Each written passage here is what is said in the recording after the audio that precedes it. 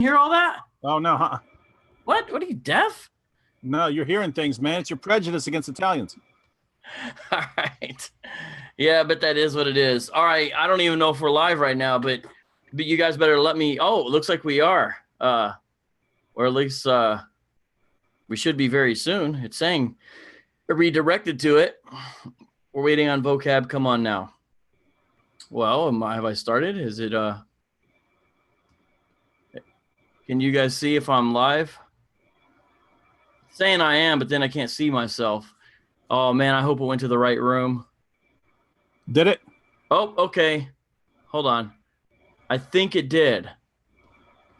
I think it did. I think we're live right now, and I'm just being super dumb right now. You want me to go on your page? I think so. Can you come see if you can see me? I'm gonna go to your page, dude. Yeah. Hey, if you're being mean to me, they're all hearing it right now, bro. So. Oh no! Please don't let them hear me being mean to Vocab Malone. That's right. Whatever would I do?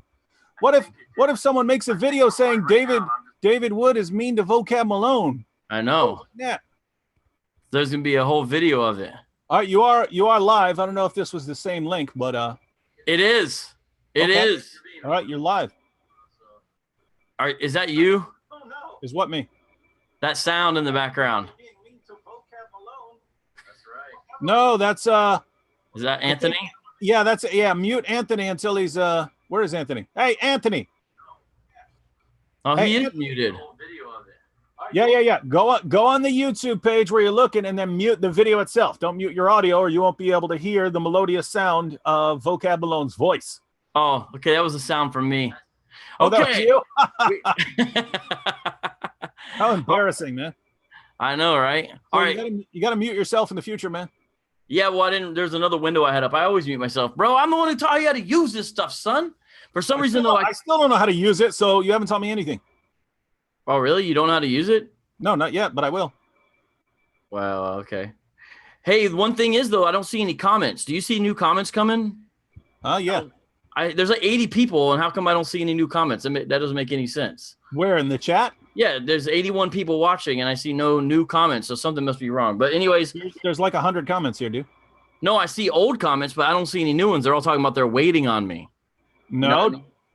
David's voice. Okay. Okay. Vocab and David are the Hall and Oates of Apologetics. Does it really say that? Don't be mean to Vocab. Greetings from Brisbane. Rabbit Wolf, what kept you? These are all new comments, dude. Someone really said Vocab and David are the Hall and Oates. Yeah. All right. Hey, you're the short one because one of them is one of those guys who's like 5 foot tall. Yeah. Sarah, smile.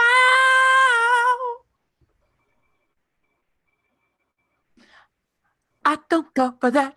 Do you know any of their songs, bro? No. You really don't? Of course I do, man. All you know is classic rock, it seems like. I know Hall and Oates, man. That's like early 80s stuff that I was listening to before I was really listening to classic rock. If you were watching MTV in the early 80s, you saw like plenty of Hall and Oates videos where the short one was clearly on a box, so it looked so embarrassingly short, you know what I mean? So rude. No, I'm just saying. I'm just saying if you're short, then be short, you know. Just roll with it, right? Don't stand on a box. What the heck? So should I stand on a box when I'm next to you? No, that's the opposite of what I just said. I know. That's the point. Okay, actually, we know we're live, guys. We were just messing around in the beginning, waiting on people to come. And believe it or not, there's 100 people here already, 98. So this is amazing. Anthony Rogers is also in the chat, but he's been put on punishment because when we were starting, he was moving boxes around, being super loud, and now he's drinking something. He's Italian, so it's got to be espresso. I'm just kidding. They don't do that at 8:35. They get mad at you when you do that if you go to Italy, so I'm told. Nonetheless, here we go. This is Un-Islamicize Me, number 8 with Vocab Malone, Anthony Rogers, David Wood, waiting on John McCrae. We are the Apologetic Avengers. Today, we're going to be talking about martyrdom in Christianity and Islam. And yes, I just did switch from my pre-show messing around version to my hyper. I've had a little bit of this version. And so we're ready to go. We're excited. I see a bunch of you in here. Before we get started, I just want to say to the folks who came on last night when I ran that little test, Number one, thank you. Number two, I was shocked out of my mind because I think it got almost up to 100 people, and it was just like an accidental test, no warning, no anything, and everyone was like, "What's going on? What's going on?" So I was like, "I'll be on here for 5 minutes," and all of a sudden, it turned into this live improv Q&A because people kept on asking all these questions. Now I've made that video unlisted, so that video cannot be seen unless you were a patron. So if you go back and look, hey, what's going on? What do you mean? There was a thing last night where he ran a test and it turned into a live Q&A. That video is now for patrons only, but it was fun when you guys were on here, and some of you were super cool, especially my man Tyler. I told him I needed some technical help. He stayed on the phone with me like 2.5 hours after we got off, fixing the websites and stuff. And now backpackradio.com is ready to go because of you, Tyler. So with that, I think we are ready to go. David Wood, do your check-in, bro. Yeah, well, like now I can't stop thinking about Hall & Oates songs, man, right? Like, you're like, where's John McCrae? And I was thinking, oh, here he comes. Watch out, boy, he'll chew us out. Anyway. That's pretty good. That's pretty good, actually. That's legit. That's a good song, too. Oh, that's a jam, man. They had a bunch of jams. That's the one that says, she's a man-eater. Is that it? Is that it? Yeah. Oh, here she comes. What? She'll chew you up. She's a man-eater. She's a maniac is a different song entirely. Oh, maniac. That was the song. That was the song from Flashdance back in the 80s, for those of you who watched early 80s movies. Yeah, I guess they called Hall & Oates Blue-Eyed Soul. All right, so, yo, what's up with Anthony Rogers? How you doing, bro? I'm doing good. Supposed to say something else? It's called, you just totally just, here's the show.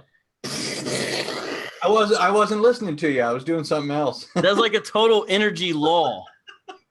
Also, Anthony Rogers, how come I showed you the Sicilian flag and you didn't know what it was? Hey, look, I got my Venezia shirt on right here. Any redemptive value there? I don't know what the Sicilian flag is. Guys, we're stalling just a little bit because we're waiting on John McCrae, but we can't stall anymore. So check this out. I'm going to start everybody, and we are going to get serious because it's a serious topic. We're talking about a Christian concept versus an Islamic concept of martyrdom. It's an important topic as we do unISLAMICIze. There's only a couple days left. And for this one, I'm actually going to go through some church history. So I want to show you guys a couple books as I officially start right now. I won't do any more joking around, although I have fun with these guys. One is a great book I picked up at ETS last year, and it's pretty brand new. It's on Baker Academic by Brian Lifton. It's called Early Christian Martyr Stories. These are it's a new translation of a lot of the old martyr stories that if you've looked into early church history, you know about. And it's a more readable translation, and he has a great epilogue at the end, the meaning of martyrs. And if there's a law or there's a time for me to insert something, I might read that little part at the end, the meaning of martyrs. Let me show you a couple other books. This is a book that's usually pretty expensive these days, Martyrdom and Persecution in the Early Church by what they're called a patriologist. I think that's a technical term for someone who studies the early church. A guy named French, his specialty was on martyrdom. And maybe not the most readable, maybe not the most user-friendly book. I mean, look at this. Nonetheless, great stuff in here about early Christian concepts of martyrdom. And this is a little book. This is super user-friendly. This is easy. Usually you can get this pretty cheap. This is a guy who was a missionary, and he also did some church history stuff, a short history of the early church. And he has a little section here I'd also like to read if we have more time that's about some of the causes of early Christian persecution. And you'll notice right away, even just by the sources I brought out, when we as Christians start talking about persecution, when we start talking about martyrdom, we're automatically talking about persecution in relationship to martyrdom. And the people that are martyrs are ourselves because of the persecution. That's usually what I'm talking about. Now, there have been sad cases in church history where there's been martyrs, and the killers actually have been people who also are professing Christians. And that is not the norm. It's tragic when it has happened, and some of you guys know about that, especially with what they did to the Baptists during some of the towards the end of what might be called the Reformation. Not good. And also Eusebius, the first early church historian, as far as that we have a complete record of, he's got a lot of martyrdom stories in there too, and they're pretty powerful in them of themselves. Now, today I'm going to be reading sections from a dictionary of early Christian beliefs. This book you can sometimes get super cheap, even though it's big. And what it is you look up a topic, and then it lists a bunch of things within that topic. So I'm actually going to read some of the entries here And now I begin. I'm going to read some that are scripture. Then I'm going to flip over to some of the things that the early church fathers said about martyrdom and persecution. Here we go. John 12:25. Jesus said to his disciples, "He who loves his life will lose it, and he who hates his life in this world will keep it for eternal life." And when you think about eternal life in Christian thought, it's not wine, women, and song. It's getting to spend eternity with Jesus, with the triune God. That's the emphasis there. Secondly, I'm going to read from Philippians 1:21. Paul says, "For me to live is Christ and to die is gain. I am hard pressed between the two, having desire to depart and be with Christ, which is far better. Nevertheless, to remain in the flesh is more needful for you." Beautiful. 2 Timothy chapter 4, verses 6-8.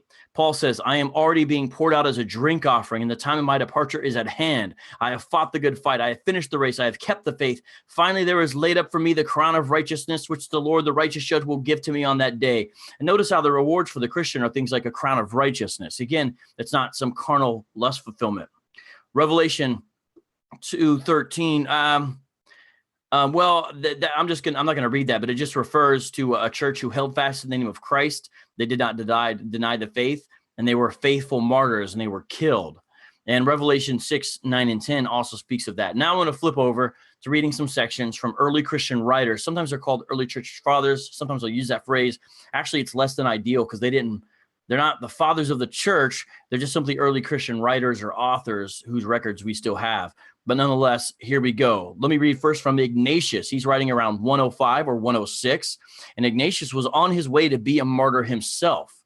So he knows of what he speaks. And on his way to being a martyr, he did end up getting killed. He wrote letters to different Christian churches. And we have those letters. And one of these letters, here's what Ignatius wrote. Listen to this. Because this is what's crazy. Ignatius was telling a church who he is friends with, "I know that you could possibly get me out of this mess, but don't get me out of this mess. Don't try to get me out of this mess. Don't try to bribe anyone. Don't try to help me escape. Don't try to let me get out of this mess." That's what he's actually telling them in this section I'm going to read. Okay, listen to this. "Allow me to become food for the wild beasts, through whose instrumentality it will be granted me to attain to God."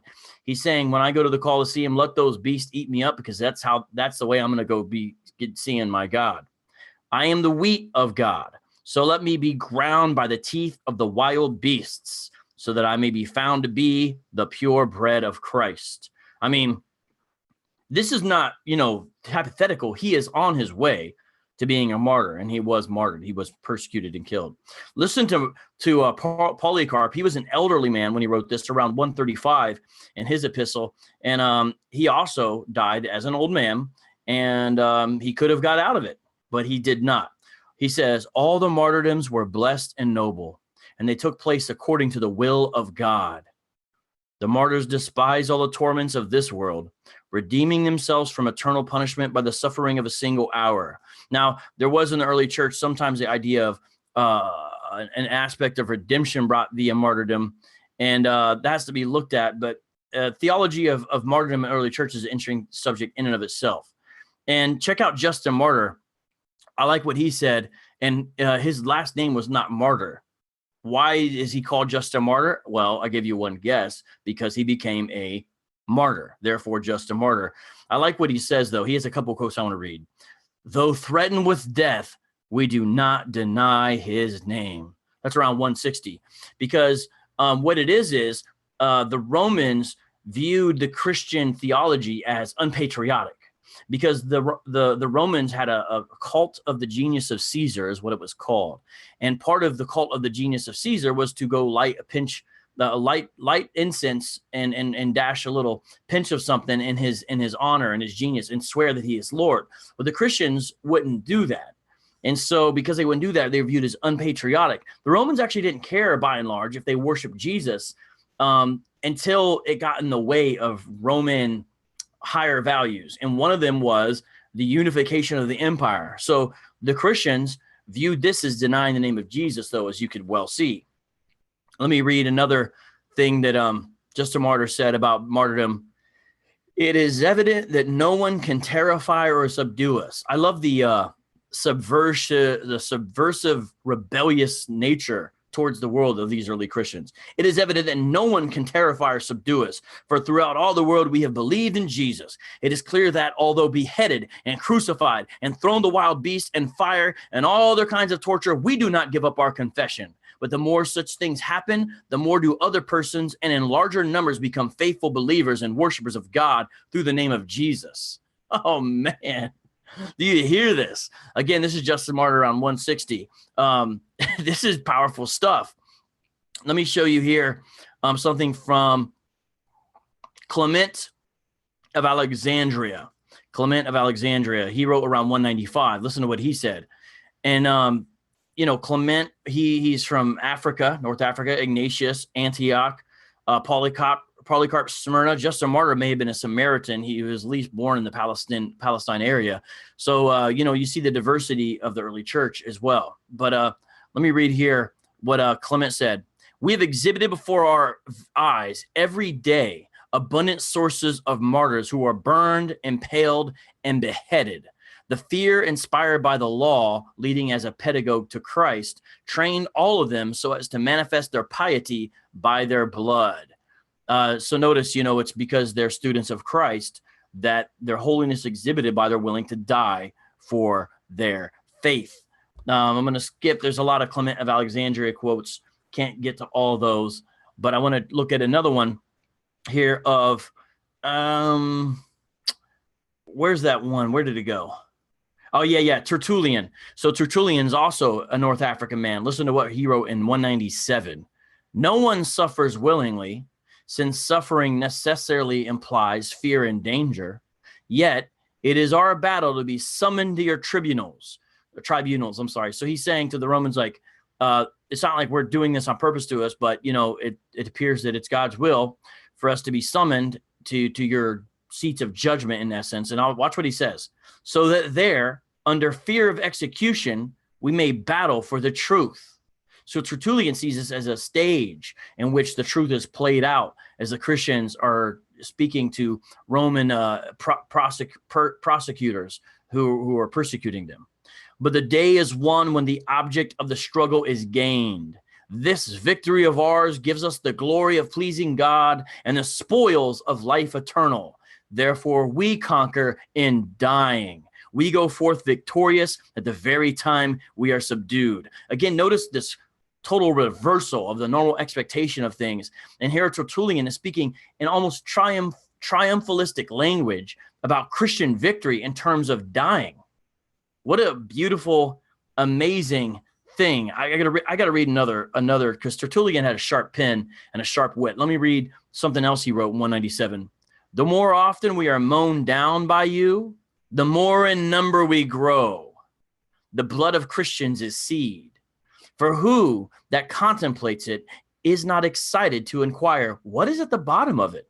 So he's saying that this actually brings growth to the church because people want to know what is so great these people would die for in this way. What is going on here?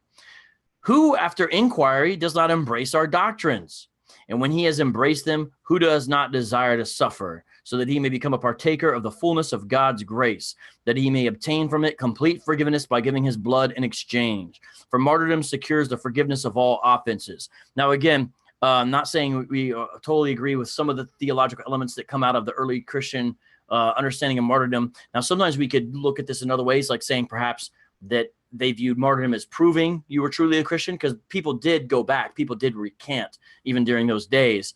And so they saw that this is a way that let you know that that you were real. Now, there's so much more I could read, but I can't. So I'm going to do one more Tertullian quote. And just know that there's 1, 2, 3, 4, 5, 6, 7. There's almost 10 pages of martyrdom stuff I could read. And these are simply excerpts from the early church. How amazing is that? Let me read one more Tertullian, though, that I like. The rest of your charge of obstinacy against us you sum up in this indictment. So sometimes Roman officials, we have letters, for example, from Pliny the Younger, is one example, and the Emperor Hadrian wrote him back. So we have some correspondence about Roman officials trying to decide what to do with Christians. And one time, one of the Roman officials basically said, I believe it was Hadrian, that said it to Pliny the Younger, or is the other way around, but basically said, look, even if they haven't done anything else, when we bring them before our bodies where we ask them these questions, if they're going to act that way before us, they should be killed first. Nothing else other than stubbornness alone, their obstinacy alone in the face of our power is kind of what it's saying there.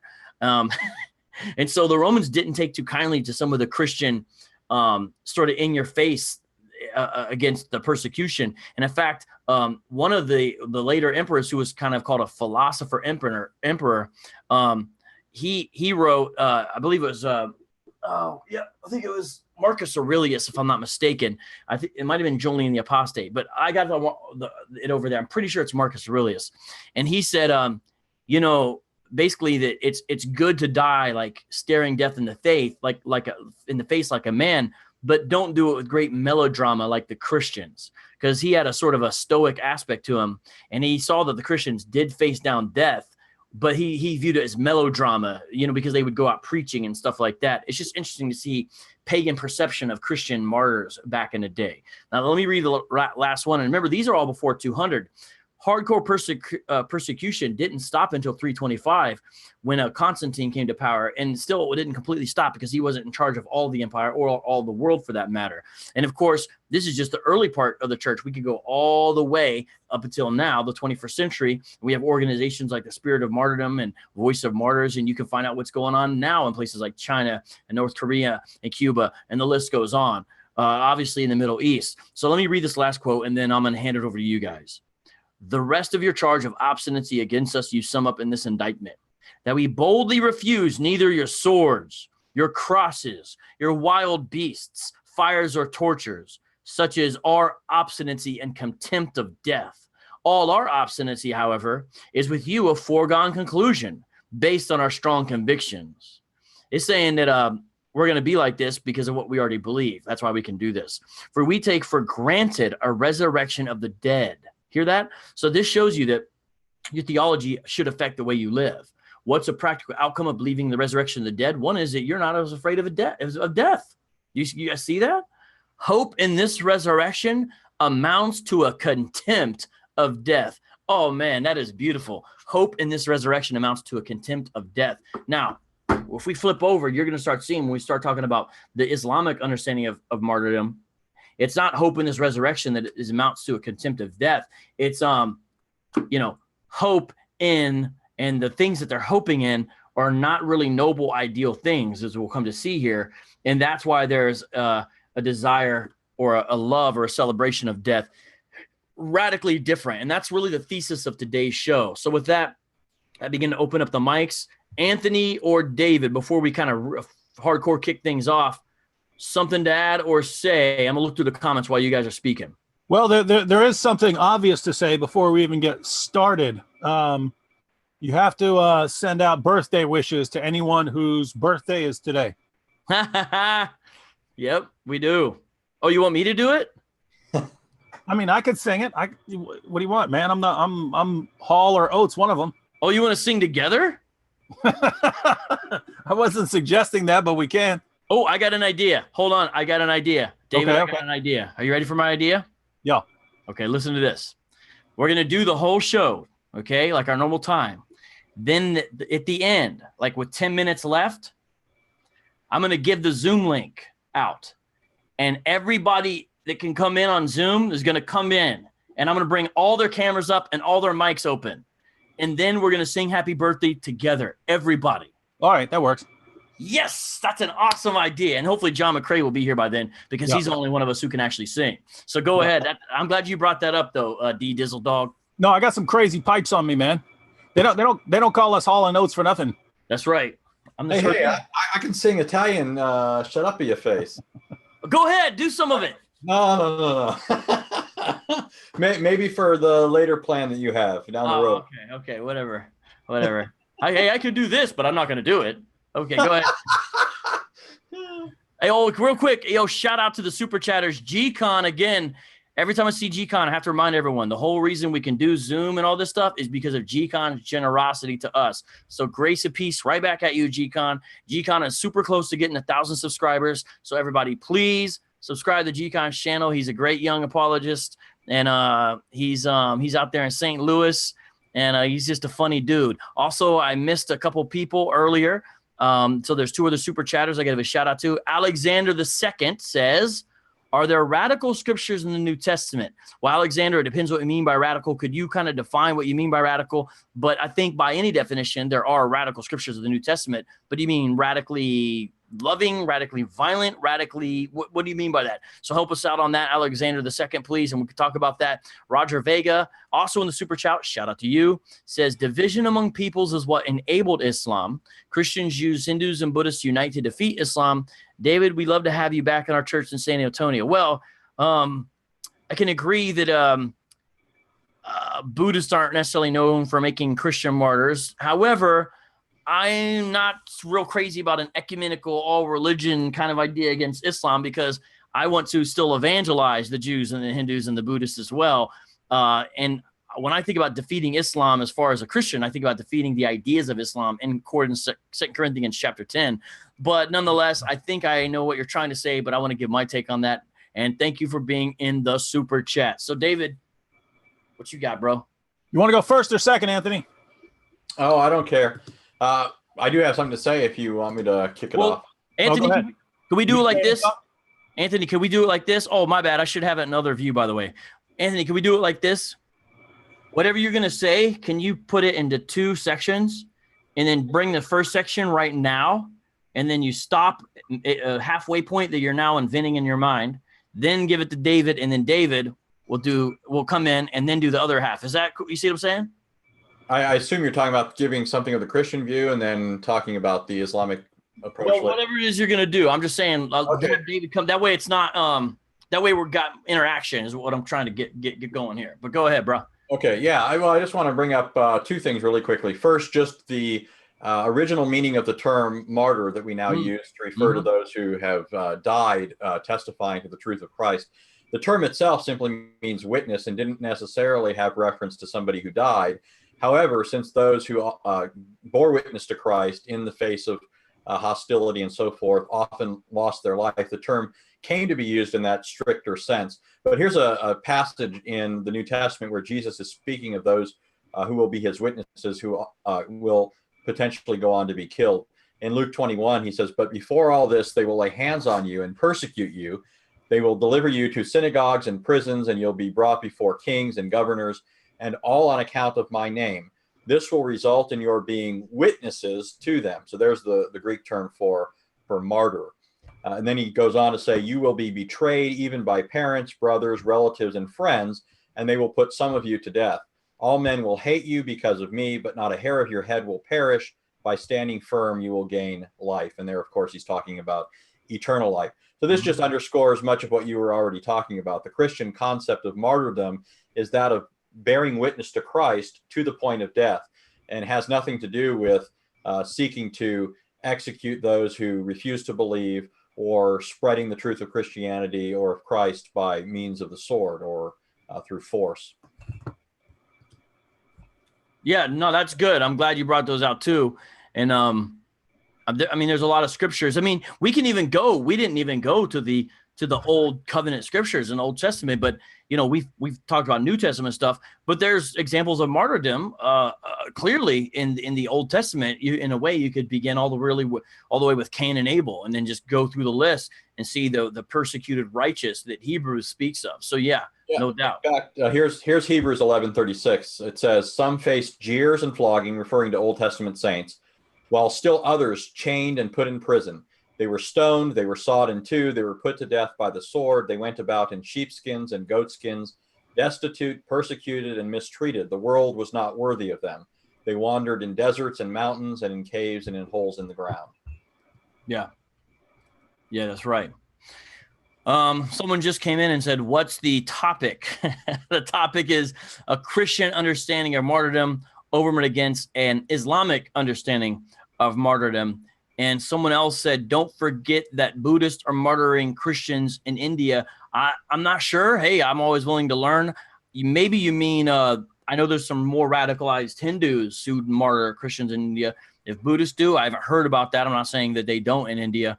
But again, I mean, you know, I'm wary of an ecumenical type of we're all against Islam type of thing. Although if I had a choice between, well, never mind. I'm not gonna say some of that stuff. But go ahead, Anthony. It's on you.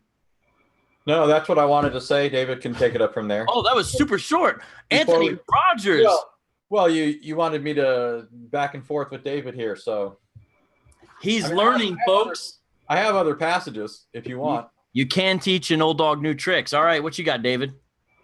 Well, we could just to show how unlike the Christian concept of martyrdom, which is Christians being persecuted to the point of death, the Islamic concept is bound up with jihad, fighting in Allah's cause. So we can just go through a few hadiths here to see how if you go to the Muslim sources and just start reading their even their most trusted collections, you start reading about martyrdom over and over again, you see that it's tied to the concept of fighting unbelievers in jihad and getting killed while you're fighting them. So I'll read a few passages here, all of them from Bukhari. So this is Islam's most trusted source on the teachings and example of Muhammad. Sahih al-Bukhari. Number 2795, narrated Anas bin Malik. The Prophet said, nobody who dies and finds good from Allah in the hereafter would wish to come back to this world, even if he were given the whole world and whatever is in it, except the martyr, who, on seeing the superiority of martyrdom, would like to come back to the world and get killed again in Allah's cause. So this is referring to the rewards. If you are in paradise and you've got all your virgins and everything else that's going on up there, and someone offered you to an opportunity to come back to this world, Muhammad said that there's nothing in this world that would convince you to come back, not even if the entire world were offered to you. So that's how great paradise is. But there's one exception. The only reason you would want to come back to this world once you're in paradise is to be martyred over again, because of the tremendous reward you get for being martyred while fighting in Allah's cause, while waging jihad. So, I mean, you wonder why people have such an emphasis in Islam on martyrdom, wanting to die in suicide attacks and so on. Well, if you read what Muhammad said, it's the greatest thing in the world by far. It's greater than the entire world. 2797, this is, we quote this fairly frequently because it's important. But I'll go ahead and read the entire passage. I normally quote the end, which is Muhammad saying that he would love to be martyred and then come back to life and then get martyred again and then come back to life and then be martyred again and so on. But just to show you how it is connected to jihad. In other words, he's not saying, I would love to come back into the world and be persecuted again. Right, and, right. Yeah. In case anyone wants to try and interpret it that way. I'll read the entire... You read that in Islamicize Me, and that's where you made the comment that Muhammad is the Energizer Bunny of martyrdom. Yeah, he is. So, but check out the entire hadith here. Narrated Abu Hurairah, 2797, Sahih al-Bukhari. The Prophet said, by him in whose hands my soul is, were it not for... So he's trying to explain why he doesn't go out and fight in all the battles here, right? The Prophet said, by him in whose hands my soul is, were it not for some men amongst the believers who dislike to be left behind me and whom I cannot provide with means of conveyance, I would certainly never remain behind any army unit going out for jihad in Allah's cause, right? So he's saying, we're not for, believers who don't want me out in front of them and so on. If it weren't for them, I would certainly never remain behind any army unit going out for jihad in Allah's cause. Notice, jihad in Allah's cause. By him in whose hands my soul is, I would love to be martyred in Allah's cause and then come back to life and then get martyred and then come back to life again and then get martyred and then come back to life again and then get martyred. So the context of the passage is talking about why Muhammad doesn't go to the front line. Muhammad's always talking about martyrdom and the importance of martyrdom and how great it is, how great your reward will be in paradise if you're killed while fighting unbelievers. And the obvious question that would arise is, hey, Muhammad, why are we out fighting the battles and you're not there on the front lines? Well, a lot of Muslims would feel uncomfortable if I was on the front lines instead of in the back where I'm safe. And so apart from that, man, I would love to be martyred. Sahih al-Bukhari, the chapter heading here, before 2799, 2800, is the superiority of him who goes in Allah's cause and dies on the way, for he will be regarded as one of the martyrs, right? Notice, goes in Allah's cause and dies on the way. So there's a concern that if you went out for jihad but didn't actually get killed while you're fighting the unbelievers, but you died on the way, he says you're still going to be regarded as a martyr if you're marching out to war and you die along the way. 2817, the chapter heading here is the wish of the martyred mujahid to return to the world, right? So once again, a mujahid is a Muslim who wages jihad, mujahid. So it's the martyred mujahid. Notice the connection, martyred mujahid to return to the world. Narrated Anas bin Malik, the Prophet said, nobody who enters paradise likes to return to the world, even if he got everything on the earth, except a martyr who wishes to return to the world so that he may be martyred 10 times. It's this many, because of the honor and dignity he receives from Allah. So who gets the greatest reward in paradise? By far, the martyr. So if you have, you know you're going to die some way, according to your prophet, Muslims, what's the by far? No, there's no comparison. What's the greatest way to die? You die while waging jihad, and then everyone wonders why people go out and join ISIS. The heading of the chapter here that starts before number 2818. The chapter title is Paradise is Under the Blades of Swords, Jihad in Allah's Cause. Our prophet told us about the message of our Lord that whoever amongst us is killed in jihad in Allah's cause will go to paradise. And 2818 is the hadith where Allah's messenger said, know that paradise is under the shades of swords, jihad in Allah's cause. So you're promised this reward for martyrdom, but over and over again, it's talking about dying as a result of waging jihad. Now, let me tell you, you want to make Allah smile? Allah, Anthony, does Allah have a head? Yes, he does. Okay, so Allah has a head so he can smile. All right.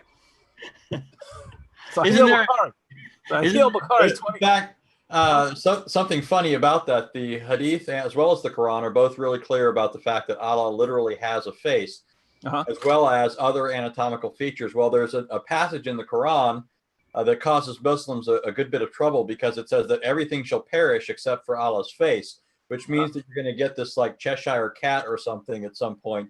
Allah's There's gonna be some creepy stuff, man. That's like some horror movie stuff right there. Hey, we should make a video about that teaching. I think I could do some green screening and just like my face. Anyway, Sahih al-Bukhari 2826. Now you find out how to make Allah smile. You really want to make Allah smile because he's got a physical face? Narrated Abu Huraira, Allah's messenger said, Allah welcomes two men with a smile, one of whom kills the other.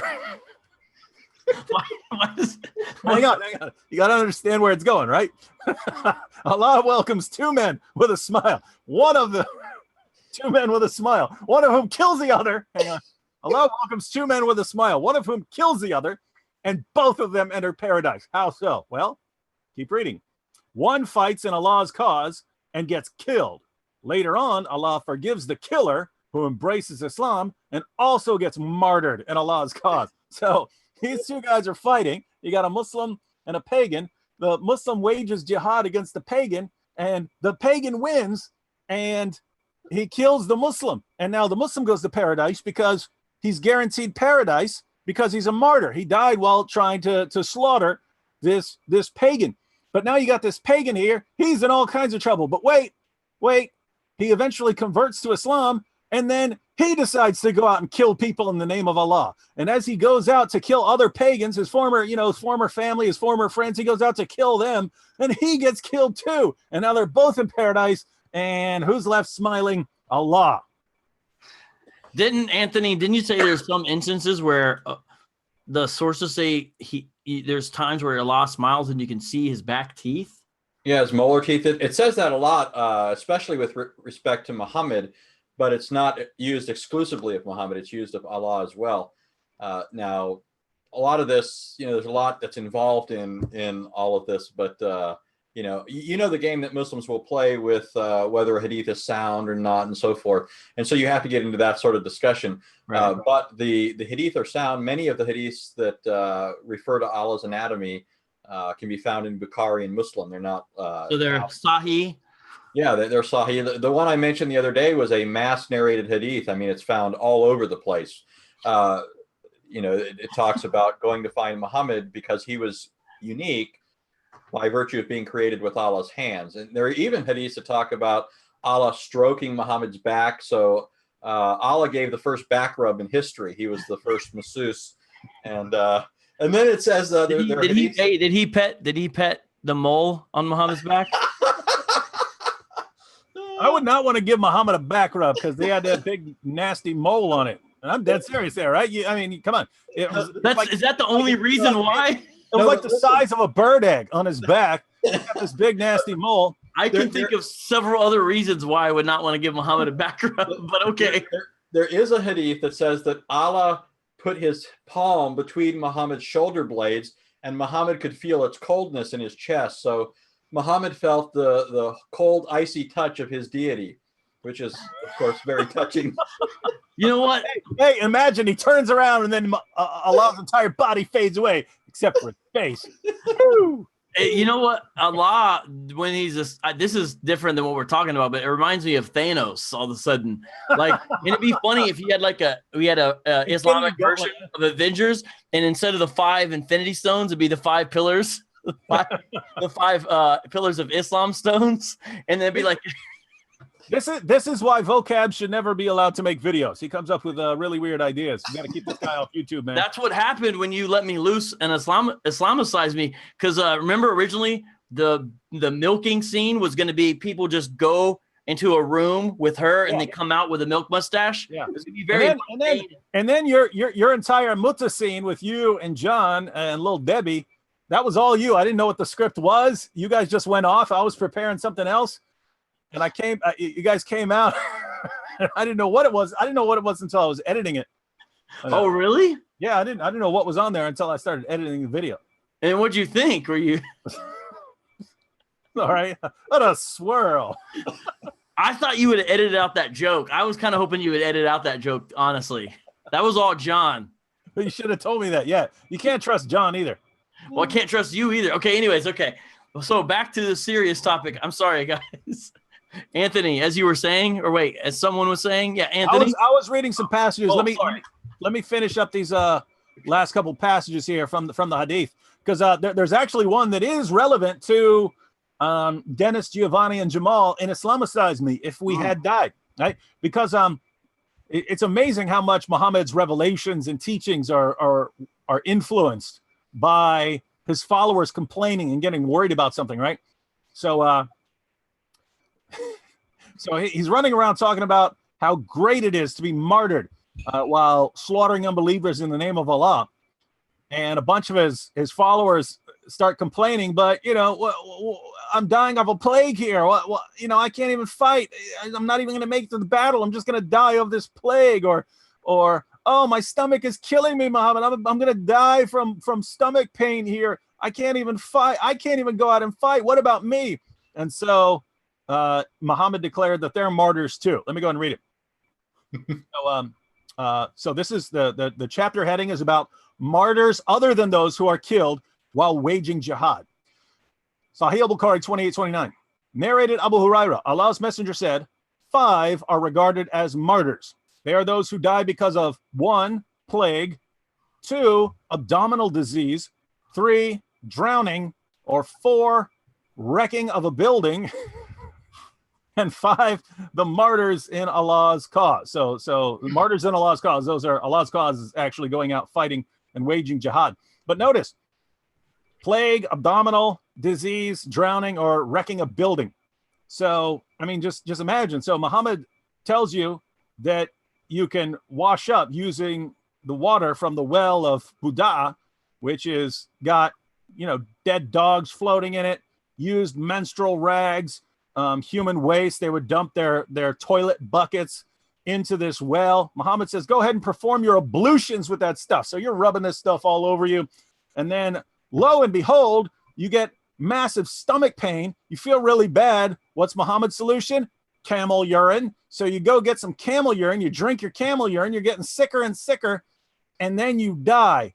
And Muhammad says, well, guess what? You're a martyr too. Why? For following Muhammad in all those crazy ways, right? I mean, you have to have some serious faith. You have to realize that by following Muhammad's teachings on these issues, you're basically going to die. You're just going to die. And since you're willing to die for Muhammad by drinking this stuff, by rubbing it on your body, things like that, well, then you're a martyr too. So if our characters had died, that could have been an alternative ending where we're dying, and then we find out we're still martyrs too, even without killing the Kafir king. What was the thing again about a building that got wrecked? Oh yeah, so no, if you're tearing down a building and like falls on you, right? Oh, right. That's interesting. Could you apply that to if you did a jihadi attack and there was Muslims inside the building?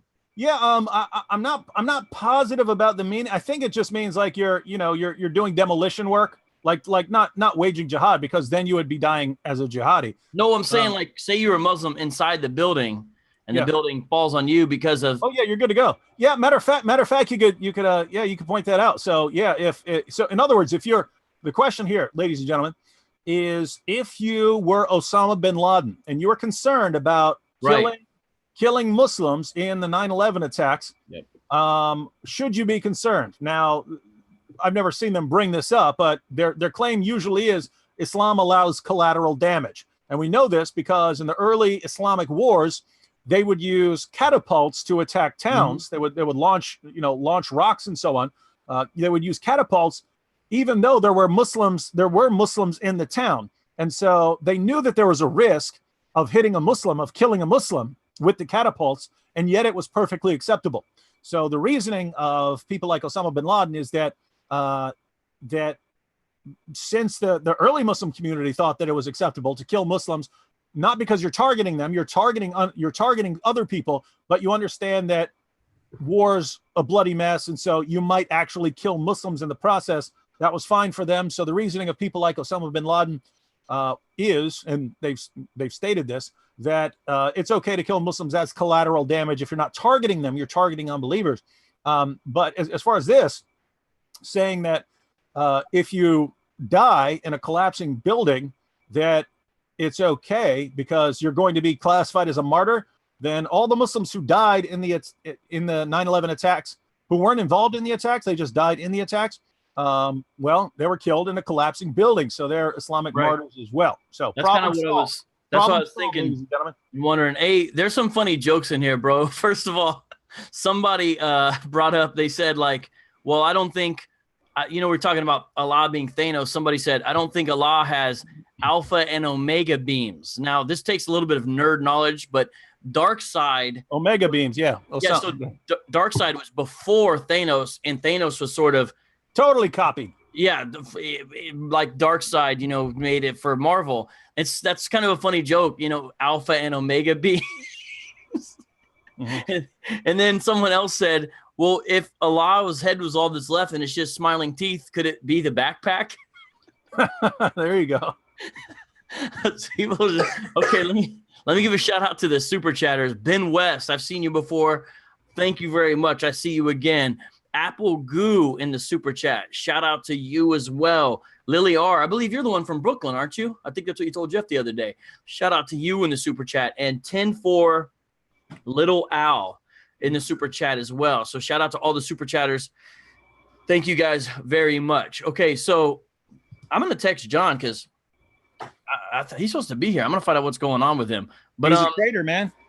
Yeah, I don't know. Oh, that was G Will. So shout out to you, G Will. And the other comment, I think it was Rebot or Reboot 70.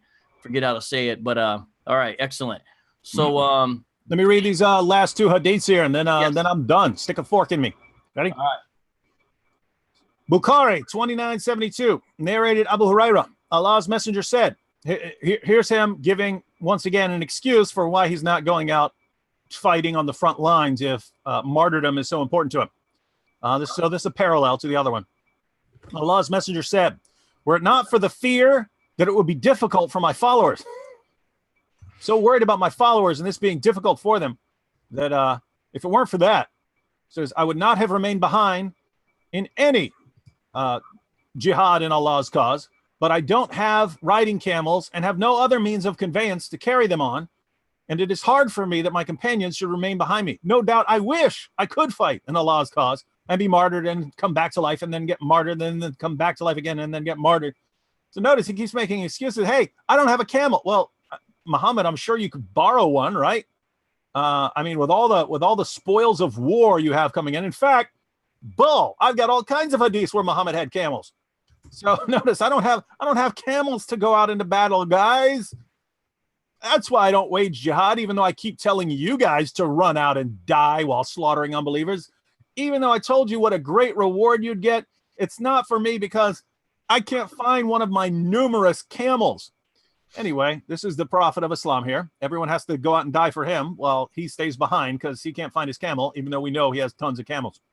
And finally, chapter 31, verse 23, narrated Abu Huraira, Allah's messenger said, Allah guarantees him who strives in his cause and whose motivation for going out is nothing but jihad in his cause and belief in his words, that he will admit him into paradise if he is martyred, or bring him back to his dwelling place whence he has come out with what he has gained of rewards and war booty. So notice the connection here. What is he talking about? This is not martyrdom of being persecuted. This is martyrdom going out waging jihad. And he says, if your only goal in waging jihad is serving Allah, then he will admit you to paradise if you're martyred. And if you survive, then you get rewards and war booty, which included female captives who then become your sex slaves. So notice the offer, right? If you're a pagan in 7th century Arabia, you don't have a lot to look forward to other than just a normal life of working. And Muhammad comes along and says, hey, if you join me, I'm going to send you out into battle. Not me. I'm going to stay behind. My camel's lost. But I'm going to send you to the front lines to fight the unbelievers. Now, there are only two possibilities. One, you're going to get killed by these unbelievers. If you get killed, you go to paradise. You get all these virgins, and you get to, keep deflowering these virgins for all eternity because Allah will restore their virginity every night after you have sex with them. So that's what Allah is going to do. Or you survive, and then you get to take a bunch of female captives and go back and rape them all you want. Become a Muslim. It's a great life. Notice, win-win, right? Win-win. You either go to paradise and you get to deflower virgins a bunch, or you get some sex slaves you get to take back home. And that's what you get if you join Muhammad. And so booty now and booty later. That's right. I have a question about the perpetual virginity of the sex women in heaven. Are they like real people who had existed in this life? For example, are they Muslim women who are now they're in paradise too, or are they women who are like manufactured to populate heaven for the men? Does anyone know? Yeah. You're the houris, the ones who are the houris. Those are your specially designed sex slaves. So that's what they are made for, right? So they're not present in this life currently. Those aren't your only women that you get in paradise, right? You get the houris. You also get your wives that you had in this lifetime. And I have a hadith that says you even get Jewish and Christian women who weren't Muslims, but the Jewish and Christian women who die, they won't necessarily go to hell. Allah will take them and make them the sex slaves of Muslims in paradise. So you have a couple of different categories of the women who are going to be your sex slaves in paradise. Now, this is important for when Muslim women are watching this program, that if you're a Muslim woman, you've got your husband and you really love your husband and you're either his only wife or one of his 4 wives, and you think, well, I really love my husband. Well, if your husband makes it to paradise and you make it to paradise too, you get to stand in a corner waiting for him to call on you to have sex with you, but you're kind of competing for his attention with 70 or 72 of these specially designed, swelling-breasted houris who are made to be these perfect sex machines for all eternity. And that's what you have to look forward to in paradise, ladies. Unless you're Jew or Christian and you get to look forward to being a sex slave. Isn't there a translation that says dark-eyed? Does that just mean they have dark eyes, or does it mean like bedroom eyes, or is there anything to that? Do you know? Or is that I've sometimes seen that. Well, that's frequently how it's translated, but there are terms that they're not exactly sure what they mean, but did have something to do with some dark eyes. Because I picture like a bunch of girls looking like raccoons or something. But that I don't think so. It's not dark around the eyes. It's okay. like dark irises there. Okay, then another interesting thing. You know, one time I was at the mosque. I was witnessing. I was talking to a Muslim, and I was trying to set him up on a question that he would have to think about. So I begin by asking something along these lines.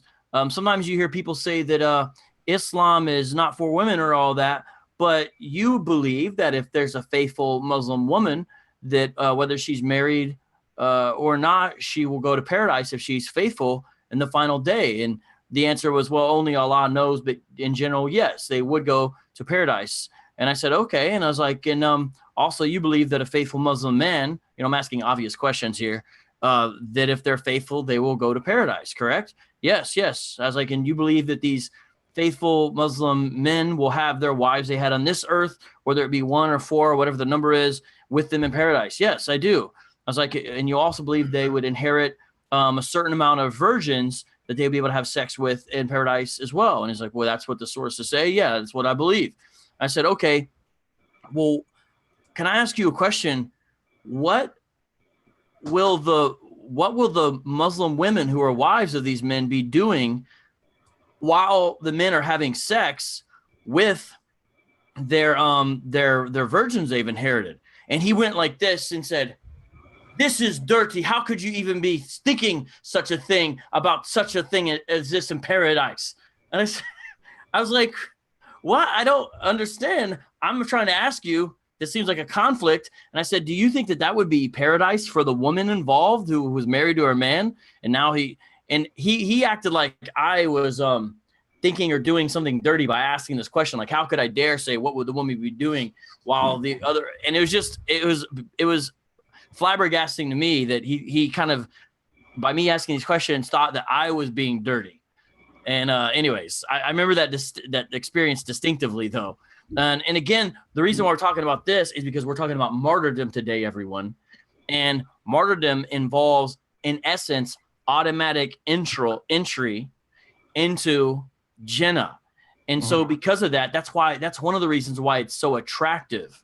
That's one of the reasons why it's so attractive, is because of as far as jihad and being a martyr in jihad, is because it's automatic entry. And I think that's maybe why you see sometimes when we see things like some of the 9/11 guys, from what I know, I think it's been backed up, we're going to strip clubs and things like that the week before they did the 9/11 attack, some of the guys anyway. And that's why you see that, because it seems like it doesn't matter, because you're dying in the cause of jihad. So you saw that automatic entry. But okay, so who else wants to comment on that? Wait, did I get everyone in the super chat real quick? Did you guys see any new people come? Oh, here's a new person. Arwin925. Thank you for all these videos. Please pray for my many Muslim friends to come to know and accept true salvation in Jesus. Yes, Arwin, thank you. That's right. That's what we hope. And I'm glad you're watching, and I hope these are helpful. All right. So, Anthony. Yes. So David has brought a number of hadith narrations on this. Let me now bring a few verses from the Quran. The first is from Surah 61, verses 10 through 12. And note who it's speaking of. This is going to underscore a number of things that you guys have already mentioned, but it says, you who believe. So it's talking about those who believe. It's talking about Muslims. Shall I show you a bargain that will save you from a painful punishment? Now, this is critical because it underscores the point that you were making. Muslims, many people don't know this, Muslims in general are going to hell according to the Quran. they will eventually be released, but this is a threat that's looming over all Muslims. All Muslims expect not to go immediately to paradise upon their death, even if they expect that to be their ultimate destination. They expect to go to hell. But this verse is promising then something special to those that are going to accept this bargain. So it says, "You who believe, shall I show you a bargain that will save you from painful punishment? Have faith in Allah and his messenger." Notice that, by the way, in the New Testament as well as the Old, faith is always something that is placed in God. It's never something that's placed in a human being. In fact, Scripture says, "Cursed is the man who trusts in," and you can fill in the blank. Cursed is the man who trusts in the arm of the flesh, who trusts in princes, and so on and so forth. But in the Quran, faith is properly placed in both Allah and in Muhammad. But it says, "Have faith in Allah and his messenger, and struggle for his cause with your possessions and your persons." The word struggle there in the Arabic is the word for jihad. And so here it's talking about a person fighting in Allah's cause and also giving of his wealth to promote others fighting in the cause as well. And then it goes on to say, "That is better for you if only you knew." And now here's what the bargain, here's the payoff, right? Those who fight in Allah's cause with their possessions and persons, here's what they get. Allah will forgive you your sins, admit you into gardens graced with flowing streams, into pleasant dwellings in the gardens of eternity. That is the supreme triumph. Now, another passage, and this one is interesting for a number of reasons, but Surah 9, 111, and here it's important to remember that Surah 9 was the last, or possibly the second to last surah of the Quran that was revealed. There's some debate about that among Muslims, but we do know that it was among the last revelations that were received by the Muslims, and it was actually the last surah of the Quran to have been gathered along with the others. In any case, in Surah 9, 111, it says, "God has purchased the persons and possessions of the believers for the garden." That's an interesting statement as it is, to say that Allah has purchased the persons and possessions of the Muslims. How has he purchased them? There's no real concept of redemption in Islam, so it's an interesting statement. In any case, it goes on to say they fight in Allah's way, and the word there is actually qatal. It means they kill. And then it goes on to say they kill and are killed. This is a true promise given by him in the Torah, the Gospel, and the Quran. Who could be more faithful to his promise than Allah? So be happy with the bargain you have made. That is the supreme triumph. Now, here's the question. Where in the Gospel? We've already read passages where the New Testament speaks of what it is to be a witness. It's to testify to the truth of Christ, even to the point of shedding your own blood. It has nothing to do with killing, taking up the sword, or using force. But here, Muhammad not only says that this is what one is to do in the service of Allah, this is what those are to do who believe and who have been purchased by Allah, but he says this is a promise that has been made in the gospel. So where in the gospel? You have that verse, don't you, Vocab? Which one? The verse in the gospel where Jesus said, "If you fight in my cause and kill others," Muhammad says, see this. Yeah, it's right here. Yeah, it's right there. Yeah, I remember. I remember I was talking to a guy once. Right here. Yeah, there you go. I was talking to a guy once, and I can't remember what he was talking about. It was some wild idea, and he said it was found in the Bible. And I said to him, I said, "Well, where is it found in the Bible?" And he said, "Oh, it's all over the place." And I said, "Well, just give me a few passages." And he goes, "Well, it's everywhere." And I said, "Well, if it's everywhere, then you can give me just one or two." And he's like, "Well, it's just the whole thing." Well, Muhammad had a penchant for running around saying this is found in the Torah, the Gospel, and so forth, but never actually quoting the Torah, the Gospel, and so forth. Yeah, basically those are just a couple of verses in the Quran. There are others, but well, here's one from Surah 474. "Let those of you who are willing to trade the life of this world for the life to come fight in God's way. To anyone who fights in God's way, whether killed or victorious, we shall give a great reward." So the teaching of being a martyr in Islam, killing and being killed in the process, is something found not only in the Hadith, but also in the Quran. And according to Muhammad in the Gospel. Vocab's still thinking of the verse in the Gospel. I'm going to let you off the hook there, Vocab. Oh, was I really supposed to answer? Everybody, there's no verse like that in the Gospel. I was just trying to figure out what's going on in this in the chat. They keep on giving a timeout to Samantha, but I can't figure out what she did. Samantha's, I thought, was one of our cool people. I don't know what's going on in there. But Reboot 70 says, which hadith are followed and which hadith are ignored? I guess that could be somewhat relevant. I mean, we don't want to go way down, but we would want to look at somewhat of a, I guess what's up with that, right? Yeah, well, Muslims have a method of classifying hadiths depending on, now it's a very, very, possibly the silliest historical method that anyone's ever heard of. But they were put in this predicament because the first couple generations of Muslims produced so many fake stories about Muhammad in order to justify whatever it was they wanted to do, that later Muslims had hundreds of thousands of fake stories. And the question was, what are the true stories? And so people like Bukhari and Imam Muslim came up with a method of isnad criticism. The isnad it's a list of names that comes with a hadith that basically says, this guy got it from so-and-so, who got it from so-and-so, who got it from so-and-so, who got it from so-and-so, who got it from so-and-so, who got it from so-and-so, got it from so-and-so, who got it from a companion of Muhammad who heard Muhammad say such and such. And so the method, how you criticize one of these isnad chains, is you look at the name and who is the person at the end of the chain? Was he a reliable guy? If he was, then okay, that's good. Now let's go to the guy he supposedly got it from. Was he a reliable guy? Is he the sort of guy who would make something up? And if you look and the entire list of names in the isnad is a list of trustworthy, reliable guys, then you say, okay, this is a strong hadith. This is reliable. This is trustworthy. This is sahih. So the sahih and Sahih al-Bukhari is indicating that this entire collection is strong.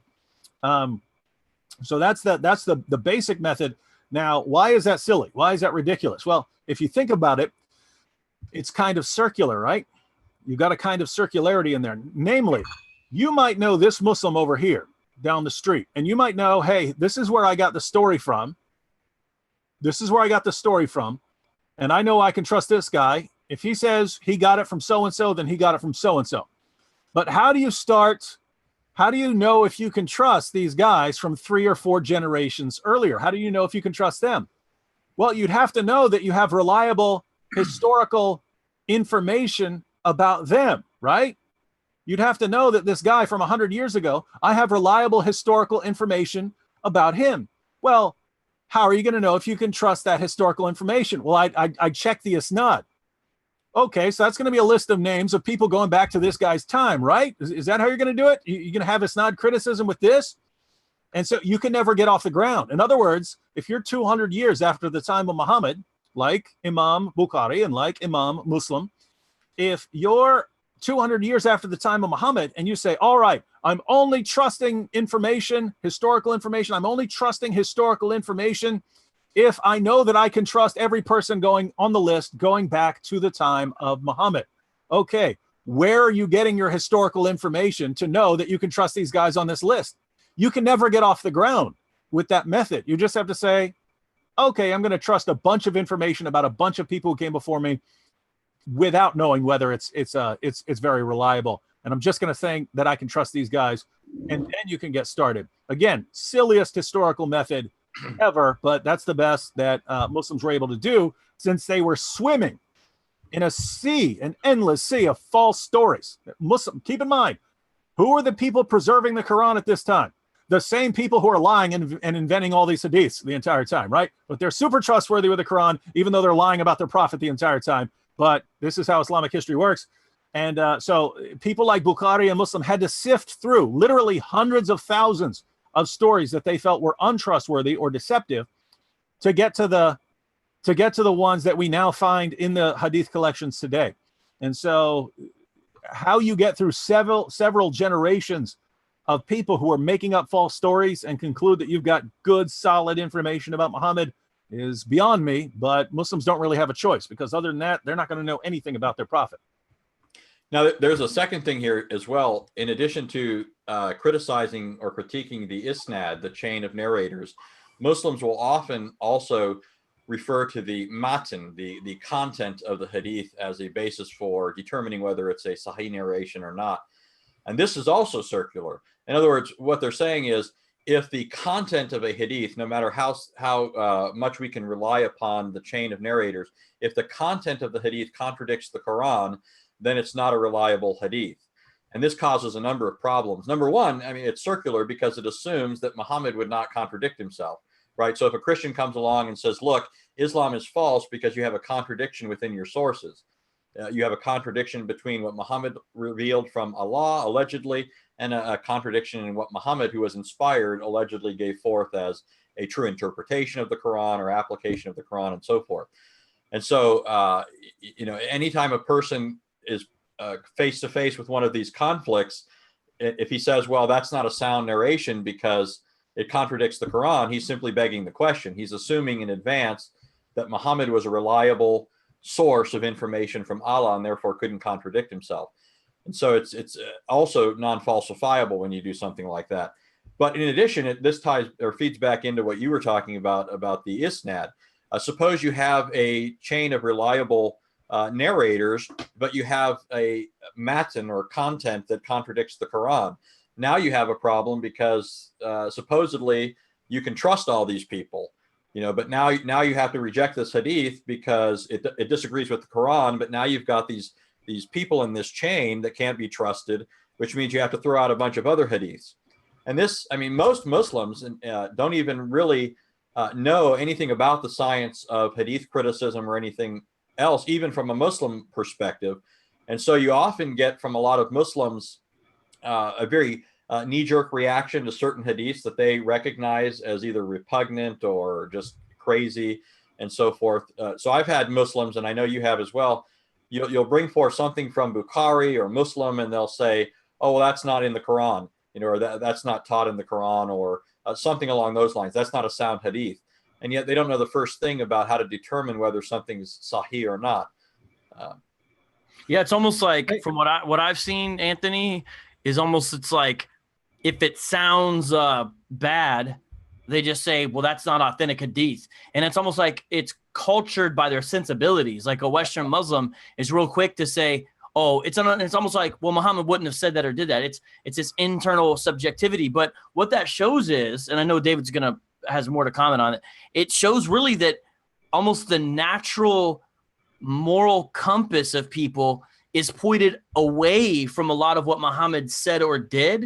And it takes a special kind of submissive training, sort of brainwashing of the sources, to reorient someone's part of what is almost their natural compass away from those things into thinking what Muhammad said or did is right, to where they then accept these things and then think that they're actually a model for what you're supposed to do. But get David. Yeah, I did want to respond briefly. Well, before you do that, let me give a shout out to someone in Super Chat. Sorry, I don't want to interrupt. I don't want you to get mad like never mind. Never mind. Okay, check it out. Samantha Tolstom in the Super Chat. Thank you for giving in the Super Chat. I just want to make sure I give a shout out to all the Super Chatters and a shout out to her. And hey, someone's in here, Complex Dianetics, harassing the female moderators. I don't know what for or what your deal is. I think it's because you think that women aren't supposed to have their face and their avatar on their profile. But I timed you out. If you do that again, you're going to be removed forever, so you can't comment because you're just going to deal with it. Their faces are in their profiles and their avatars, and that's just how it is. So go ahead, David. Yeah, I just wanted to respond to an objection because a recurring problem from the Muslims who are responding to us in the comment section, in the chat section, is that they've never studied, right? They've never studied their own sources. They don't know what's in their own sources. And when we present something that they've never heard before, they accuse us of lying and making things up because they're basing their claims on ignorance. In other words, if I've read the source and you haven't read the source, and I say what's in the source, and then you've never heard it before, the natural inclination of Muslims for some reason is to just say liar, right? It's not to say, hey, I've never heard that before. Could you explain where you're getting that from so that I may be better informed? It's just, I've never heard that before, so you're a liar. So look at the Mahmoud Abdulaziz says, there were not hundreds of thousands of hadiths. He is making things up. So there were not hundreds of thousands of hadiths. He is making things up. Well, why did I say hundreds of thousands of hadiths? Let's go to the introduction of Sahih al-Bukhari, Volume 1, which is giving the historical background of Imam Bukhari. And we read in the introduction, many a story has been told about Imam Bukhari regarding his struggles in collecting hadith literature. He traveled to many different places, gathering the precious gems that fell from the lips of the noble Prophet Muhammad. It is said that Imam Bukhari collected over 300,000 ahadith, and he himself memorized 200,000. So he memorized 200,000. He collected 300,000, and he whittled them down until he got to the ones that he believed were most reliable, and that was around 7,000 that are in the collection of Sahih al-Bukhari. But notice, Mahmoud Abdulaziz, there weren't hundreds of thousands of hadiths. That's a lie. This guy's making it up. Where'd you get that information, David? From the introduction to Sahih al-Bukhari, put out by Darussalam Publishers? So where are you getting that, David? From your own Muslim scholars? From your own history? Why are you calling me a liar? Because you just don't read your sources. My question is, if you haven't read your sources and you don't know what's in your sources, and you keep seeing us quote your sources and give you information that we're clearly not making up, we can give you the source, and you keep calling us liars, and you keep doing it over and over and over again, after like 10 times of this happening, of calling us liars, and then we go to the source, wouldn't you be slightly more hesitant? Wouldn't you just pause and think, okay, the last 10 times we called these guys liars for something they were saying about Islam, it turns out we were just ignorant. We never read our sources, but they had, so they knew the source, and they were right, and we were wrong. We just didn't know what we were talking about. Our information has been filtered by our leaders who didn't want us to know this information. So maybe at best, at most, I'll just ask them for the source, because I know they're not making stuff up. They've shown that over and over again that they're not making stuff up. Instead, once again, you guys are all liars. You're making stuff up, even though you can, in 2 seconds, pull out a source and show us where you got it from. And this is the state of Islamic apologetics in the world, my friends.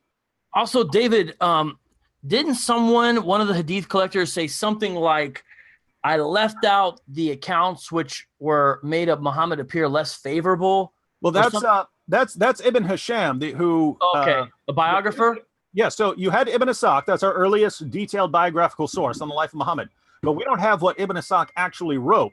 We have an edited version that went through the hands of Ibn Hisham, and Ibn Hisham said he left stuff out that was embarrassing. Now, what's amazing is yeah, Ibn Ishaq is filled with embarrassing stuff. Right? I mean, this is like some of the most embarrassing, violent stuff you've ever seen, and this is the sanitized version that we've got. So who knows what was in there before? And keep in mind, that was our earliest source. Our earliest source was deliberately altered by later Muslims to conceal negative information about Muhammad. So these are the people who are doing history, right? Coming up with hundreds of thousands of false stories, sanitizing their sources, doctoring their sources, and somehow these guys, who were the same people who were preserving the Quran at that time, were completely trustworthy when preserving the Quran. Also notice their criterion is not, oh, it was reliable or unreliable. Just made Muhammad look bad. Yeah, and what's left is astounding. But that's a good answer to that question. But let's return a little bit, guys, to the persecution and martyrdom issue we were discussing. Anthony, did you have some other stuff you wanted to bring out? We actually only have a few minutes left in this broadcast, believe it or not. So, Anthony, while you maybe share some final things, what I'm going to do is look through the chat and see if there's any questions that are people are asking that are related. I see some people asking questions. There's some great questions in there. Guys, I can't answer them all because some of them are unrelated. But if you have something that you would like to add, I would try to get them and answer. Threat Level Midnight says, "Let it shine, bros. Praying for you from Kansas City. You woke." Now, wait, Threat Level Midnight, David, that's something you always say. Is that from a movie or something? That's from The Office. Michael okay. Scott used to yell, whenever it was an emergency, he would yell Threat Level Midnight. And then he wrote an entire screenplay for Threat Level Midnight. Oh, I didn't know that. I never watched The Office. That's something white people watch, so I didn't really know that. But okay, so all right, Anthony, what do you got, bro? Yeah, well, one thing I would say in conclusion has to do with response that people often make when we make the statement that Islam is a religion characterized by jihad, that Islam is basically committed to spreading its message and its system of law and so forth by means of the sword. The objection often is that the vast majority of Muslims aren't engaged in anything like jihad, and so it's wrong to whitewash the entire religion and say that it's essentially a religion of force and violence and so forth. But the mistake I think most people make here is it would be similar to or analogous to somebody saying that Christianity isn't a missionary religion that seeks to spread the gospel of Christ and call people to faith in him and so forth, because the vast majority of Christians aren't missionaries out on the mission field. But the fact is that all Christians are, at least if they're Christians, if they believe the New Testament, if they're following what Scripture teaches, they are committed to the Great Commission. They're committed to either going out on the mission field themselves or supporting those who do so, either through their church or other ways. And so by the same token, that's what you get in Islam. In fact, that's what one of the verses that I read earlier talks about people supporting the fight with their possessions and persons. So not everybody is expected in Islam to go out and literally wage war, but everyone is expected to support the war one way or another, either by their own spilling their own blood or by giving of their wealth so that others can go out and do so. And so the objection is simply false. All Muslims, if they are Muslims, if they're following the Quran, if they're following the Hadith, are in fact committed to spreading Islam by the sword. Shout out to Rob Normandin in the super chat, and those are good and true words there, Anthony. Check this out. I don't only want to, answer questions by Abdul S, but nonetheless, one thing he wants to say here is you still have a false and distorted understanding of Islam. Can you please tell us exactly the Arabic word jihad means? And also, he said earlier that it's not just about what hadith are reliable, it's also about interpreting them properly, and said that, David, you failed miserably in interpreting them properly constantly. Now, I'll let you guys deal with that. Really is the last thing that we do here. And here's what I'm going to do, guys. I'm going to give out the Zoom link while these two gentlemen are talking. If you want to come on at the end of this program and you want to join in to sing with us, we'll explain to you later what's going on because we haven't actually said who the person is. Happy birthday. Then you get to come into the room with us. We'll all sing happy birthday together and then do the stare that end the show. But you have to have Zoom to do it. I'm going to put the link out there now. Guys, it's going to take me a while, okay, to admit you all in here. But I'm going to do that now while Anthony answers that question. Go ahead, my man. What was the question? Hey, let me go and give a quick response because I got a hadith that answers it, and then Anthony can add whatever he wants.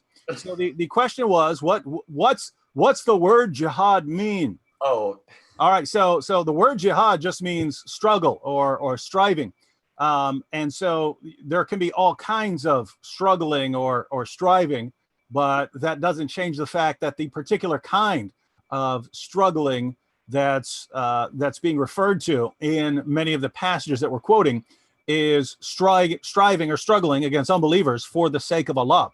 And Muhammad was specifically asked which type of jihad is best. So there can be all kinds of jihad, right? The jihad of the pen, jihad of this, jihad of that. Sunan Ibn Majah, 2794. It was narrated that Amr bin Abbasa said, I came to the Prophet and said, O Messenger of Allah, which jihad is best? He said, that of a man whose blood is shed and his horse is wounded. The kind of jihad that is best, the best kind of jihad, is the kind of jihad that gets you killed, ladies and gentlemen. And that's why we have all of these hadiths where Muhammad is telling his followers that the greatest possible thing you can do is get killed while slaughtering unbelievers in the name of Allah. And Abdul S. says, Anthony, you just don't know about Islam because you don't share his view. When he doesn't know anything about Islam, as far as I've been able to tell. Every comment we've ever responded to, whether Abdul S. is talking about the Bible or the Quran or the Hadith, he just has no clue what he's talking about. So notice, we just talked about this. I just talked about this with respect to Mahmoud, that you keep attacking us. You guys don't know what you're talking about. You're making things up. You're liars. And we're the ones who read your sources. You're the ones who clearly haven't. Get it through your heads, guys. If you want to correct us, you should try to do at least 5 minutes of studying on whatever issue we're talking about before you come in here and try to correct us. Yeah, well, I mean, what else can you say to that? Anthony, you got something, my man? Yeah, well, I read several passages from the Quran which define it just like David has shown from the Hadith. The word used in various Quranic passages when speaking of jihad and fighting in Allah's cause is the word qatal, which means to war, slay, slaughter, and kill. That's Surah 61:10 through 12 of the Quran, Surah 474 of the Quran, Surah 9:111 of the Quran. So there's no question what jihad means in the sense that we're talking about. It means to kill. It means to slaughter people. And I mean, it's really, I mean, it's kind of absurd to say that it doesn't mean that in a lot of these passages, because you have, it's talking about being killed and, coming back to life and that sort of thing. If it's just talking about an inward struggle, that doesn't really make a whole lot of sense. All Abdul says is you will be exposed. You are incredibly ignorant. Yeah. Hey, those of you in the chat section, you've seen us interact with Abdul S. over and over again. Who do you think's ignorant here of what's in the Muslim sources? Us or Abdul? Let us know. And Hassan Ali, I want to give a shout out to you. Hassan Ali, I hope you can join us in the future. I would like to talk to you more. Hassan Ali said, watching some of the videos has had Hassan Ali leave Islam. Hassan Ali is actually a teenager and still actually in senior year of high school, but is in a very conservative Islamic household, and so has not been able to really follow and pursue about Jesus yet, because it looks like something that would need to be done in secret. And so I'd like to link up with you, and maybe some people in the chat can help you get some resources. I asked if you're able to get a Bible. It sounds like you were saying that you may have trouble doing that as far as if it's exposed, but if you're on a computer, there's a lot that can be solved that way as far as starting to basically read about the life of Jesus. So I'd like to talk to you now, perhaps more later. So I'm sharing the Zoom link again, everyone, so we can sing happy birthday, but it's going to be a second before I bring you all in the room. So final words or thoughts, Anthony or David? I'm good. Let Anthony take it out. Well, I thought we gave our final thoughts, but okay. Well, no. I will say this. If you're Muslims and you think that we're leading people astray with what we say about Muhammad, in the words of Hall and Oates, you're out of touch. I'll just say that. And if you think you should follow Muhammad down the path of jihad, I'll say in the words of Hall and Oates, I can't go for that. All right, I'll leave it at that. All right, so check this out. After I bring all these people in here, it's going to be a madhouse. So you two might want to leave, because I'll end the live stream after that, but they're going to be in there. I'll probably talk to them for just a little bit. You guys might want to leave, and so I'll understand that. So we'll have to talk later. Anthony, we got at least 2 more shows left that I know of for sure. And one is tomorrow, which is we're going to talk about treatment of apostates and outsiders.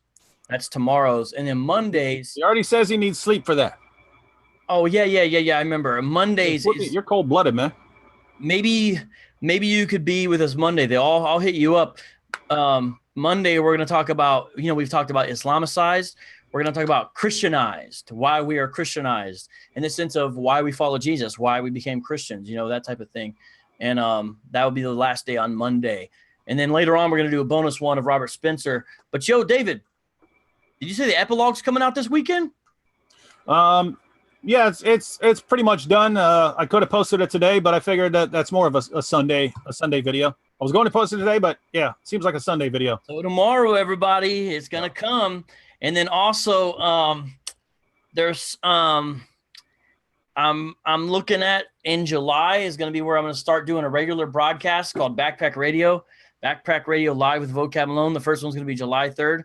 I've got the channel finally set up properly. I've got the podcast and iTunes, because the way I'm going to do is after each show live, I'm going to put it on podcast too, so people can hear it that way as well. And it's going to be probably 45 minutes usually, and it's going to be pretty dope. So that's going to start, and there's going to be a lot of new live streaming and content coming. And we got other plans. Basically, the more people support, the more of these ideas we can do. David, Anthony, you guys have any ideas you guys want to share or things you want to say before we do the birthday thing? While you do that, I'm going to start bringing people in.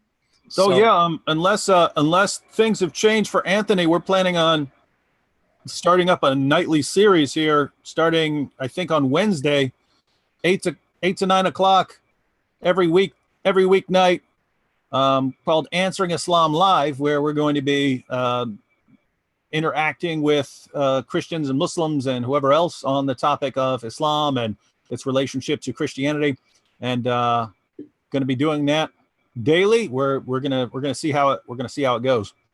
That's awesome. That is gonna be awesome. That's fantastic. It's gonna be pretty dope. I'm excited about that. Anthony, anything? Anthony, we're contributing to that book, right? So have you turned in your chapter to that book, by the way? I have 2 chapters that I'm doing. Really? I'm really close to being done. It's just been really hard to get to it. David just mentioned, my sleep issue.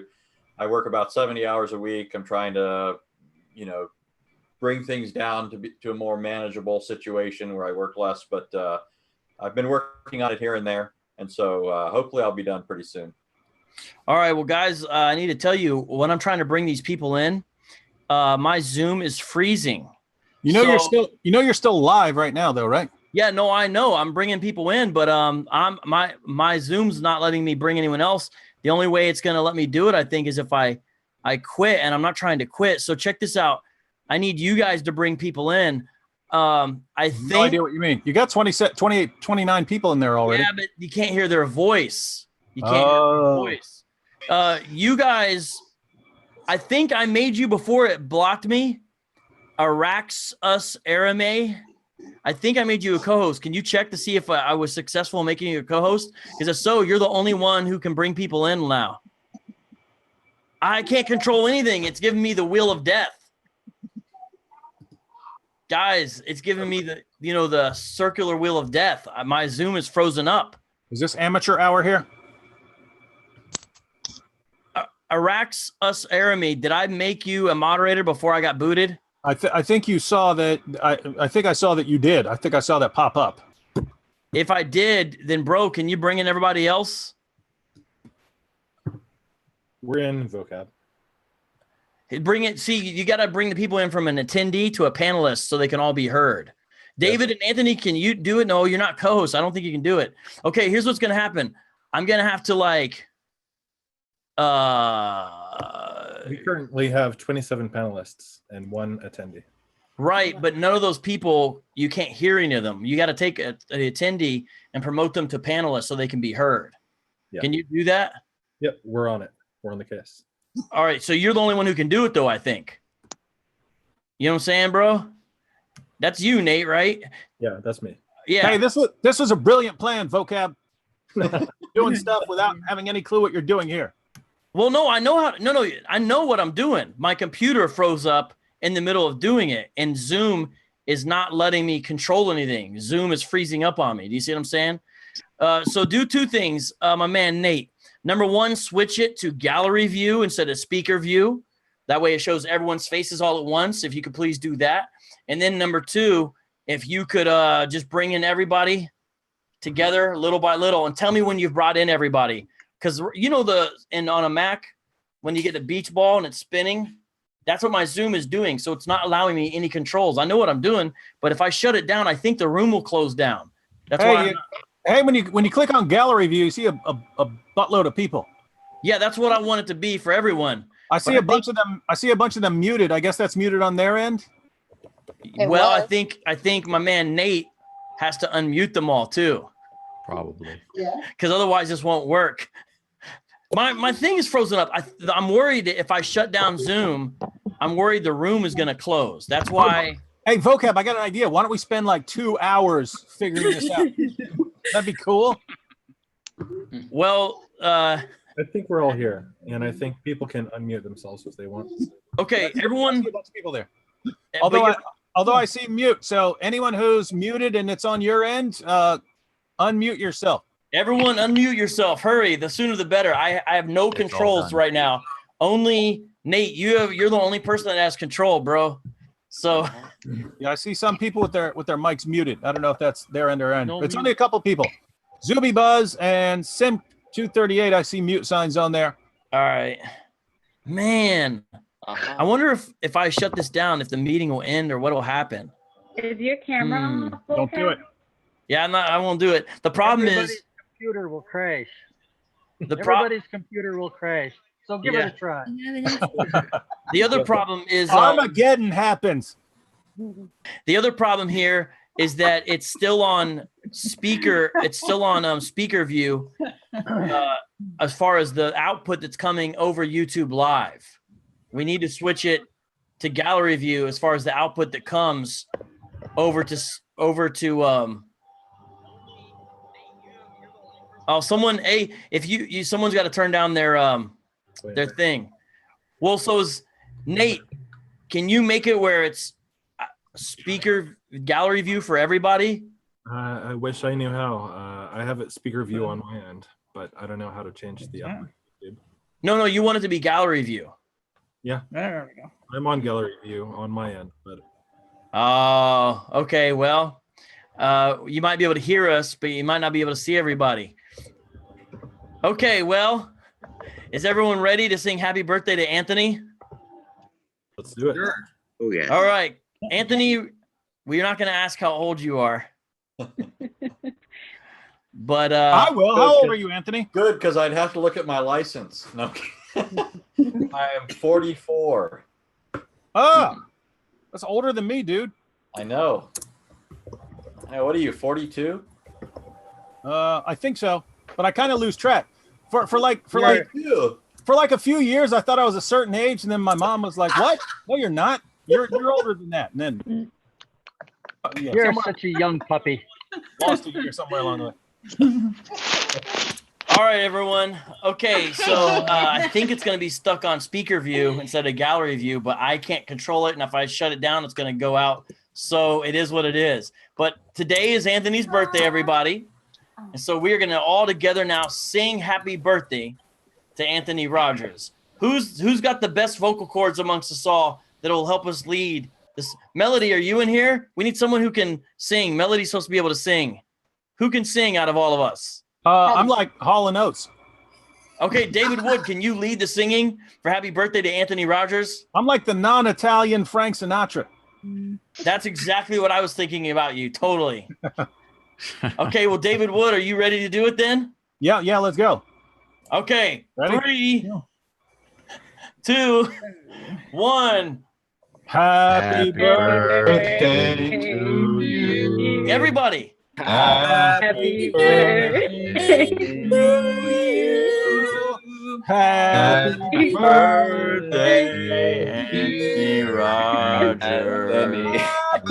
Happy birthday to you. And many more on I felt like I only heard one person singing. Oh yeah. Does it not work when we all sing at once? I heard The everyone. lag is so Really? real. Mine had a bad delay. It just sounded like one person singing only. Well, I'll tell you what, guys. Since this happened, Next time we have Anthony on, we owe him a legitimate birthday song. No, we are not doing this again. Next year, you can do it. 1 year from today, you can do it. I can sing a All right, Spanish well, we've got to version of go. Happy So Birthday. everyone, when this ends, I'm gonna hit stop. I'm gonna shut down Zoom, and I don't know what it's gonna do because it's It's okay. We've set a record for the world's worst singing of Happy Birthday. I think we have, but now we need to try to end this. And so I guess what we're gonna do is everyone stare at the computer until this broadcast ends, and we'll see you again tomorrow at 11:30.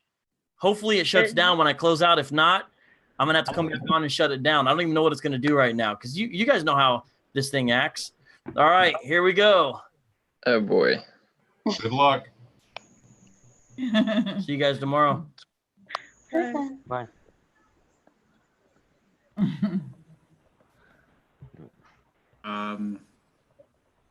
I'm still here. Really delayed. Well, How'd you do that? Looks like we're going to be here for quite some time. It was nice singing with you all. yes. Hey, Vocab, this is making me want to convert to Islam and die in a suicide attack on you. So, what's going on here? I think Vocab just left us. Did he? Can you still hear us? I didn't realize He's still there. it's still live on the page. He's still live on Facebook. Oh, he is with us. On YouTube. He just turned off his camera. Don't you love technology? So he kicked himself out. That's fantastic. Technical difficulties. Always. Technical suicide. I see you, Vocab. Yeah, he's creeping back up to the top. This is embarrassing for Vocab. If I were Vocab, I would just I would give up after this. At least turn off the stream. Oh, there he is. Wait. He's coming. Losing all of you guys now. Hi, Vocab. Hey, I see Vocab there. Hey, this is this weird situation because I really want to go to sleep, but alternatively, I really want to see how long he could possibly keep this going. Go for it. I mean, it's only 1 a.m. here in Ohio. Yeah. Same over here in Atlanta. Take as long as you want. It's I'm with you in Ohio. No, I really want to see if I will be here till 4 o'clock in the morning if Vocab is still trying to fix this. I'll be sitting there watching. Hey, one of the people that was chatting wrote in and said that he does not go with the one about the just drinking the water, that they don't follow that in the hadith. So why is it that they're allowed to pick and choose which ones that they're going to follow and which ones they're going to ignore? Well, again, there are a couple different methods. One, you could argue that something is a weak hadith, or you could argue that it contradicts other Islamic teachings somehow. So you can dismiss it. But as Vocab pointed out, that the general method is just, I don't like that. Yeah, they just don't want to get sick. Yeah. Technically, even weak hadith are still accepted. It's still passed, so it's accepted. Yeah, I mean, and here's the thing. I mean, I really have no problem quoting a hadith as evidence because I think the method that they use to distinguish weak hadiths from strong hadiths is ridiculous and idiotic. So I wouldn't consider personally a strong hadith as actually stronger than a weak hadith. You can find, if you look up a weak hadith, you can find the same context in a hadith that's sahih. So it doesn't matter. They're both the same depending on where you find it. Okay, thank you so much for your help. Hey, Vocab, you're awful at this. Vocab is still live. Look at this. Now it's just a big Zoom screen. What is he doing? He's still live on YouTube too. Hey, how's your